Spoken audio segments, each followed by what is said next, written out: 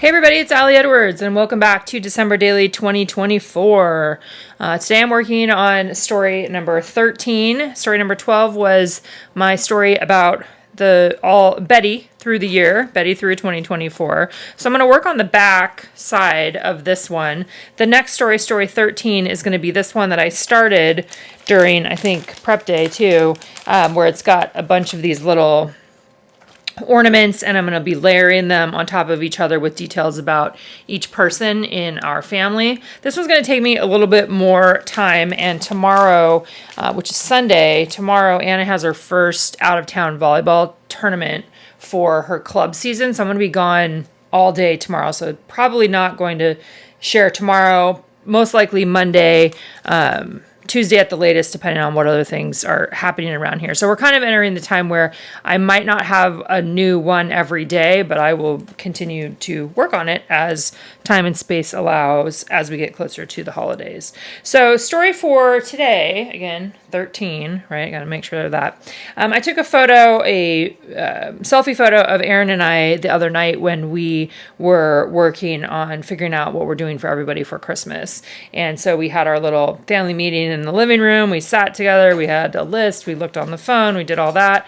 So I'm thinking this would be a good space for the fa la la, this was the day after I was having all of that anxiety. So I was feeling a lot better and starting to feel a little more in the spirit.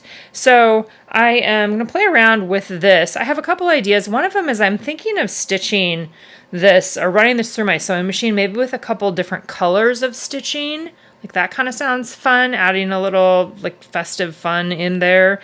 I pulled out one of these large circles. This is from the the large die cut pack, and I'm thinking that maybe my journaling would just go on there. So fairly simple. Again, it's going to go on the back. I just want to do a one page something, and then this will be the next story. So that's what I'm starting with. All right, today is a good example where I know the story I want to tell. I know kind of what I'm documenting, but I'm not sure exactly how the design is going to go. I have some thoughts, some ideas. Initially, I played around with this idea of using the velvet trim pack that we offered this year and doing like a strip along the top and then maybe a strip of each color down below, and then the journaling would sit on top. I still think that that would have been a cute design solution to this one. I haven't trimmed out my photo yet. Obviously, it still has the border around it from printing it on the 8.5 by 11 sheet of paper. And I decided to not trim it out yet just so that I could kind of see where am I going? What direction am I going? Just gave me a little bit more space to kind of think that through. So this was kind of my initial thought. Again, like I said, I think it would have looked cute, but I ended up pivoting and doing a few other things. But I did end up using the green velvet trim along the top. I liked having that as a horizontal line to kind of create a little space for the fa la la chipboard. That's essentially kind of what I was thinking in my head. I'm using some thin red line tape on the back of the velvet trim, and then I am actually going to run this through the sewing machine as well, just to add a little bit to the trim itself. I had some hot pink, so we put a little hot pink in there. But the red line tape worked good to adhere it down, so you wouldn't need to have stitching if you didn't want to. I just like the look of the texture that goes with the stitching. So I'm going to lay that down. It's going to create a box for me up above it to have a home for that large chipboard word. That was part of the main kit this year. That's where I ran it through the sewing machine. I just did a straight stitch right through there. And I really actually just liked how that looked. And then I was thinking, okay, what other things do I want to use? What other pieces might I want to add in? And I considered doing like a pocket along the bottom. And so I'm pulling out some of the Transparencies and vellum pieces that we had in that particular set, kind of just trying to think, do I want to, make a pocket that would have that large circle going? So that one, I kind of liked that look. Like that was one I definitely kind of thought about, especially with the loving. Like that's a good prompt or a good jumping off point. That one might pop up again. But I just kind of went through all those and kind of laid them on there just to see, what does this look like? Is this the kind of thing, do I want to add this on here? What direction am I actually going, right? Sometimes those decisions, they they're just, I mean, most of the time they just get made as they get made. So I went ahead and adhered the chipboard piece on top because I knew I wanted to have that on there along with the velvet trim. Now I'm going to cut off along the right edge there, and I think along the top, just to kind of assess and make sure that I have the right sizing for the photo to go on the back of the story from yesterday. So I'm kind of laying it on there, just making sure that the original dimensions that I had for the photo were correct. So I'm looking at that, and then I'm going to trim off along the bottom. So I'll just have that, the outside edge, I'm going to leave that on until I get farther along in the process as I'm kind of thinking through what I want to do. So next I'm still looking at a variety of different embellishments. I also pulled out this transparency. This was one of the 6x8 transparencies. It has the word memories repeated on it. So I was thinking, I could attach that on there in some way or another. Could have the 13 on it, or maybe I'm going to add a die cut, a big die cut. So I ended up looking at the heart, one of the large die cuts. It's like a watercolory red heart there. And I like how that one looks. I like that it's going to create a home for some journaling where I can tell a little bit of a story either on the front or the back. I went ahead and took that over to the sewing machine and did stitching around the outside, like the red edge of that. So now that heart is attached to the transparency. At a certain point in time, I was thinking maybe I would make a flip up and try to adhere it underneath the ribbon there. So that would have been something that I could have done beforehand. Like I could have thought through that a little bit better. So what I end up doing instead is I'm going to end up running it through the sewing machine along the outside edge so it will flip open. You saw me grab my date stamp there. I added the date stamp on one of the top corners of the heart, and now I'm just writing in some journaling about this time of, this evening of Erin and I getting together and finalizing what we want to do for gifts this year, and kind of making some of those decisions, which again, that's another thing that I think eases the anxiety once some of those decisions are made. And then we took action on that. So, or getting some things ordered and doing some stuff like that. So I'm just writing that out. I'm doing a mixture of uppercase, a few uppercase words mixed in with just my regular kind of cursive handwriting. And then I'm going to go back in and underline all of that. I like how that turned out. I think that was a good solution. I like the red with the green ribbon and the gold there. And then I like that it can open from the edge. As I was looking at it, I was like, okay, what else do I want to add on here? Is there something else that I want to add?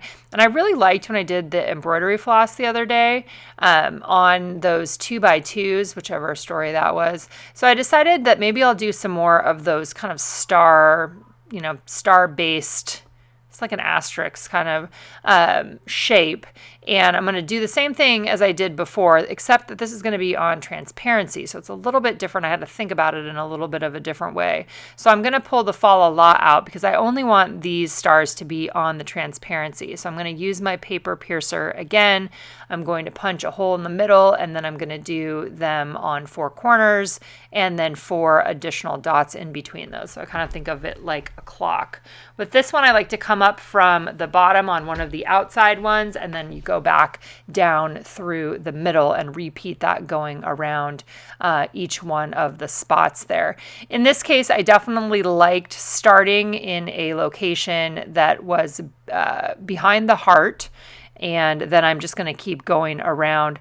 The second ones, I end up doing 3 of these total, and the second and third one turned out just a tiny bit better because after I did this first one, I figured out how to tie it on the back so that it looked better than this first one's going to look.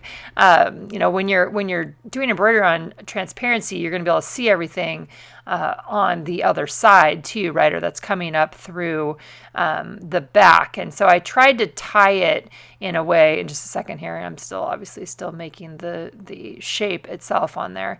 But I tied it in a way that didn't make as much sense as the rest of as the other ones. But I thought it was cute. I liked it. I don't think I've done it on transparency transparency before in this same way. The easiest thing to do is to just tie those two pieces in a knot.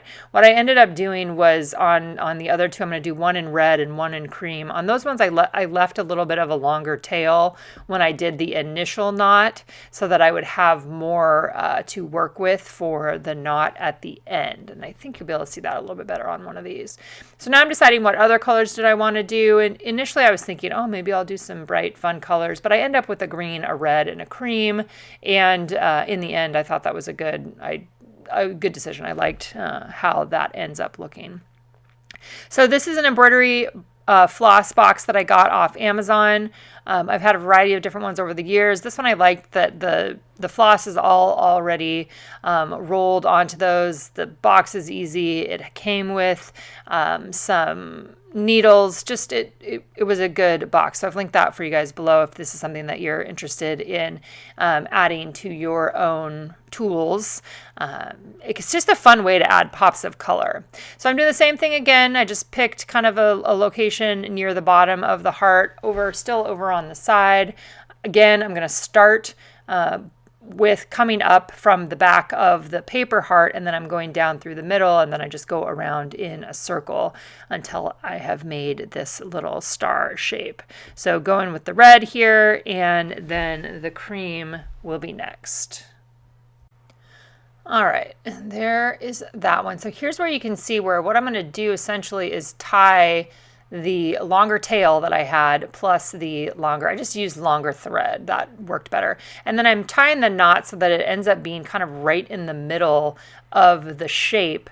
That allows me to do just a little trim on the extra, and it just kind of lays there. It just looks better than the first one. And that's just a lessons learning. I could pull the first one out, but I was like, you know what? I don't need to pull it out. It's fine as it is. I just didn't like the knot got tied on the outside rather than tying it in the middle. And I liked how that looked better. So if you don't want to do stitching on here, you could always add some embellishments like the gold glitter stars. You could put those on the front and then on the back. You could add other little embellishments on there. Maybe you have the wood stars that we offered last year. There's a whole big pack of those wood stars last year. Or some other sort of embellishment, maybe another heart or a couple other hearts if you wanted to add those on there. This would be a good spot to do that as well. This last one that I'm adding on with the embroidery floss, this is a cream. I looked at the white first and I felt like it almost felt too white, so the cream felt like a good solution. I'm always talking about solutions because I've talked about this before as like a puzzle, right? When I come to my table, a lot of times I feel like I'm putting a puzzle together, except that it's a puzzle that doesn't have necessarily there's not a right solution to the puzzle. It's just a puzzle that you get to decide how you want it to come together. So finishing up the stitching, just going around the edge. I really liked how this goes over onto the transparency. Again, just something a little bit different, always coming up from the back on the outside holes and then going back down through the middle is how I am finishing these up. Also, when I punch the holes on top of the heart, so if you're doing this at home, something similar, you could do the embroidery first and then add your words on top. I tried a little bit to place the holes so they weren't right on top of a word, but they're all right in there, and I think that that's fine as well. All right, so here's where I'm going to tie that knot again, and it's going to be right towards the center. There we go. Try to hold it down in place. My fingers don't work as great on all of those sometimes. It's really hard to get those little knots. There we go. And then I can just trim them off. Yeah. I thought that was cute. I like how see, there's my one that's on the outside. I didn't like that part, but like I said, I'm just going to leave it. It'll be fine. On the back of here, what I wanted to add to was potentially a number. Since I did all the journaling on the front side, the back side I felt like would be just fine to have a number and then one of these perforated phrase strips, which I think is like the season of giving or something like that is the one that I end up adding on there. Holiday, making a list. Actually, that's what I did, making a list, because that's pretty much what we were doing, looking at gift lists and figuring out how we wanted to approach that this year. There's my 13 for story number 13 with the gold foil puffy numbers there, and then just using a little bit of rolling adhesive to add on that perforated strip. Looking at it now and or after the fact, my heart is not in the middle.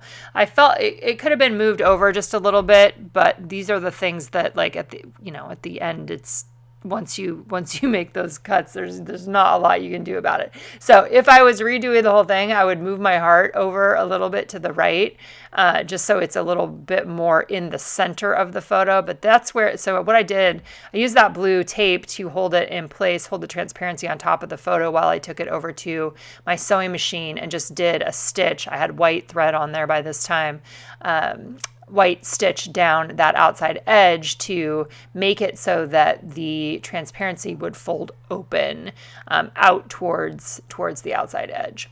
Now I'm back on I am working on the back of story 12. I'm adding rudline tape, and then this is where my story 13 is going to get adhered right onto the back of that. So definitely redline tape for this kind of thing.